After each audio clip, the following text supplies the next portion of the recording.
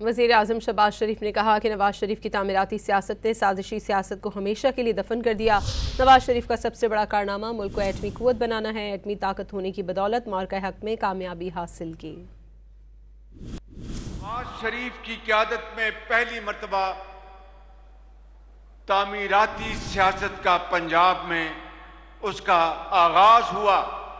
1988 के इलेक्शन आए तो किस तरीके से जो उससे पहले सियासी शोबदाबाजी या नारेबाजी होती थी, नवाज शरीफ के 3 साल दौर में तामीराती सियासत ने उस सियासत को हमेशा के लिए दफन कर दिया।